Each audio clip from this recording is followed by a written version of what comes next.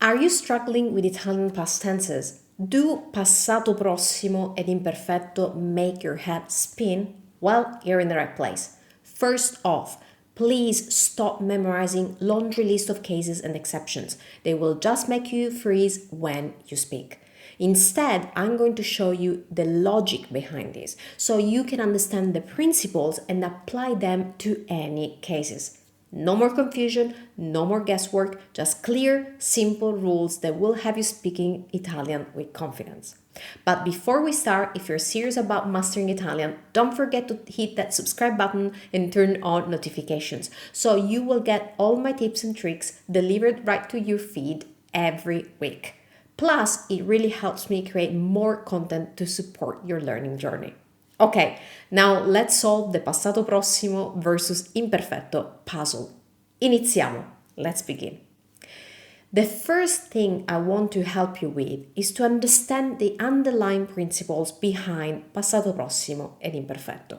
If you understand these, then it will be much easier to pick the right past tense when you make your own sentences.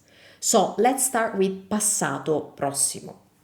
Passato prossimo is a past tense that we use for actions in the past with a definite start and ending point. And it's often used to describe single specific events. Per esempio, if I want to say he went to Italy last year, in Italian we would say è andato in Italia. Let me type this for you. L'anno scorso. È andato in Italia l'anno scorso. So I used passato prossimo for this sentence. This in English was he went to Italy last year. In Italian, è andato in Italia l'anno scorso. Why did I pick passato prossimo? Because this is a specific event, this was a specific event with a definite time frame. He definitely knew when he went to Italy. So his trip to Italy definitely had a specific beginning and ending date. It's a very specific event. Now, let's talk about the principles behind imperfetto. Imperfetto is a past tense that's used for ongoing or repeated actions in the past without a definite time frame. So it often describes habitual actions, ongoing situations, or set the scene for other events. Per esempio, if I want to say he used to go to Italy every year, in this instance I would use imperfetto. So that would be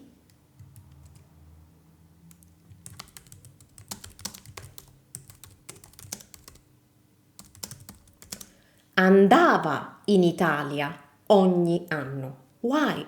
Because this was a habit of the past without a definite time frame. He used to go to Italy. He doesn't go anymore, so it's past, and it was something habitual. So this calls for imperfetto, because imperfetto is used for habitual actions, ongoing situations in the past. So remember this difference, and to help you remember this difference, I usually highlight these keywords. These are the keywords I want to have clear in mind whenever you think about passato prossimo and imperfetto, because remember just a few keywords will help you decide much faster if you need to use imperfetto or passato prossimo for your sentence. So here are my keywords. Passato prossimo, specific, definite time frame, and spot on action. These are the keywords for passato prossimo. Imperfetto, ongoing, habitual, background action. These are the keywords for imperfetto.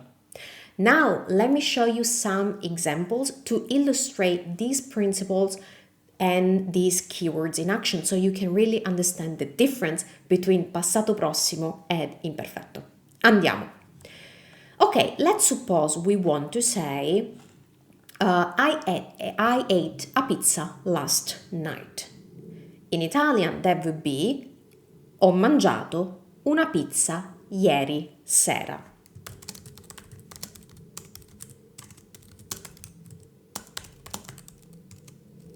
Ho mangiato una pizza ieri sera. So if I want to say I ate a pizza last night, I use passato prossimo because this is a specific action with a definite time frame. Eating a pizza, and it was last night. Ok? Perfetto. But if instead I want to say, as a child, I often ate pizza. Now, in English, you use the same tense. I ate pizza last night. As a child, I often ate pizza. But in Italian, this calls for a different tense. Why? Because this is not a specific action with a definite time frame. You're saying that as a child, you often ate pizza. So, as a child, I often ate pizza. There was a habitual action in the past without a definite time frame. So, this is a different scenario. And this different scenario calls for a different tense, which is imperfetto. So, if you want to say, as a child, I often ate pizza, that in Italian would be da bambino. If it's for me, I would say da bambina. Mangiavo spesso la pizza. So mangiavo means I ate, but when that eating was something habitual, spesso, often. So in English you could also say, as a child, I used to eat pizza often, or I would eat pizza often. All these forms describe something that was habitual in the past. If something was habitual, ongoing in the past, that calls for imperfetto. So this is the difference between these two sentences. Okay, let's see some more examples. Per esempio, if we want to say, he started high school last month. This is a specific action with a definite time frame. So what would you use for that? Passato prossimo. Quindi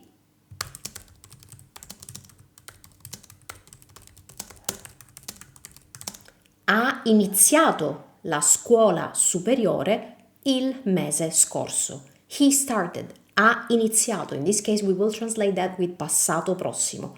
Ha iniziato la scuola superiore il mese scorso. But if instead we want to say when he went to school, he used to play volleyball, in this instance we have an ongoing action in the past. When he went to school, it was ongoing, habitual. Someone doesn't just go to school one day. They go to school for a long period of time. So it's a habitual, ongoing action. So that's the first half of the sentence. And then we have a habitual action in the past that doesn't have a definite time frame. He used to play volleyball. So what tense will we use for this sentence, for the two parts of this sentence? We will use imperfetto for both of them. So, when he went to school, ongoing action in the past. Quando andava a scuola. We're not defining when he went to school. We're just saying when he went to school.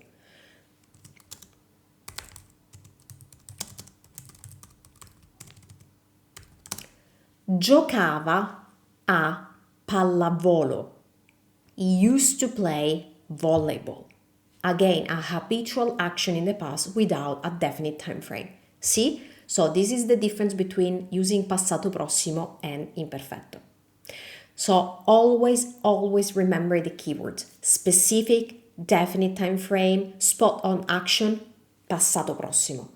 Ongoing, habitual, background action, imperfetto.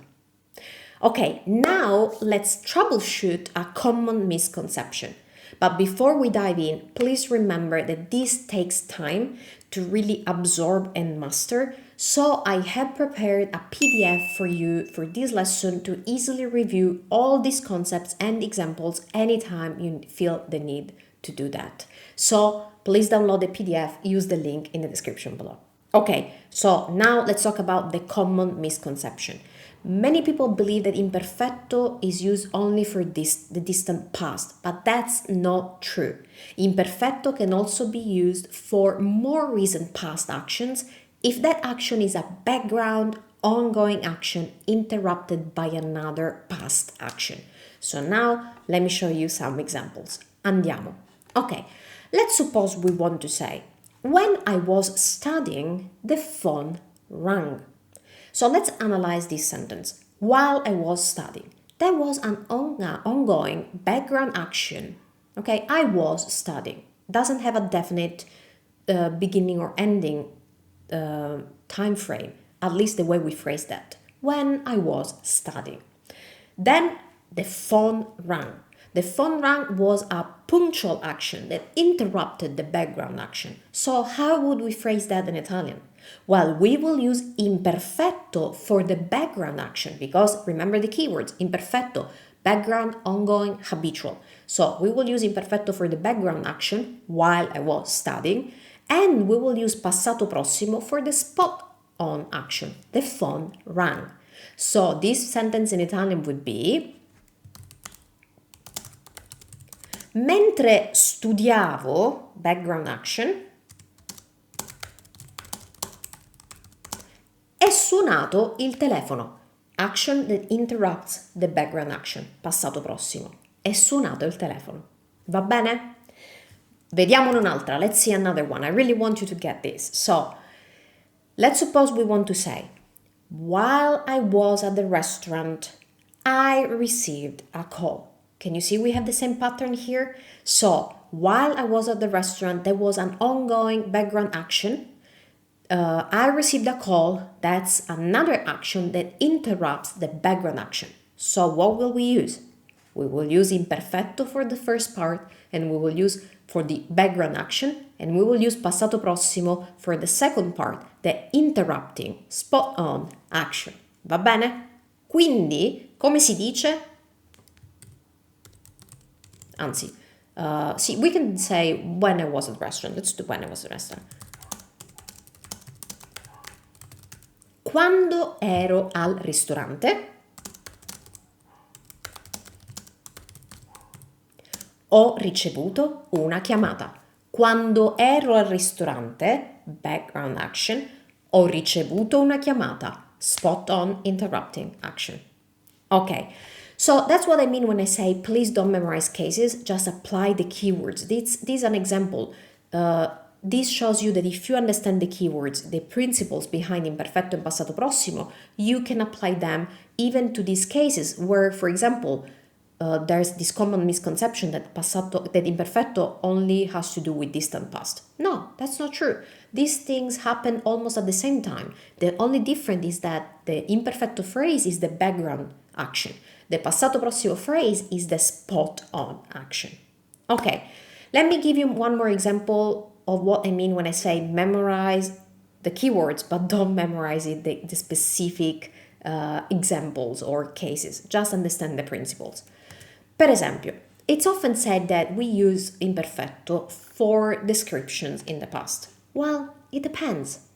For example, if I say, yesterday Marco was very kind with a new colleague, it is true that I'm describing the behavior of Marco.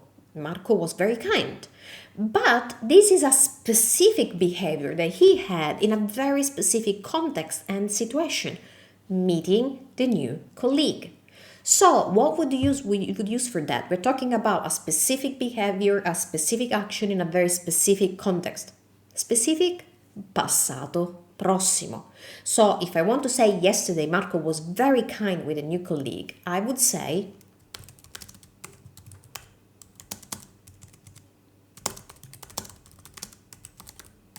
ieri Marco è stato molto gentile. Spot on. He was very kind in that moment, in that specific context. Con la nuova collega. Va bene? Ieri è stato molto gentile con la nuova collega. What if I want to say that Marco was always kind with his colleagues? Well, in this case I'm describing behavior, but it's a habitual behavior in the past. What do we use for habitual, ongoing, background? Imperfetto. So if we want to say Marco was always kind with his colleagues, we would say, let's take a bit more space.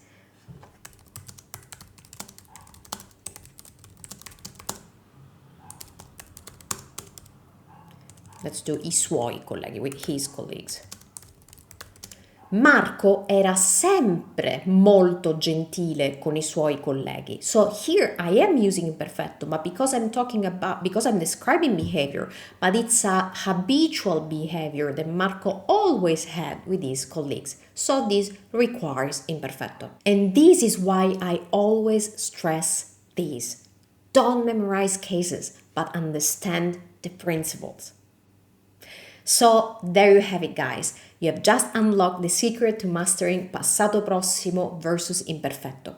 Remember to practice these concepts, and soon you will be using these tenses effortlessly in your Italian conversation.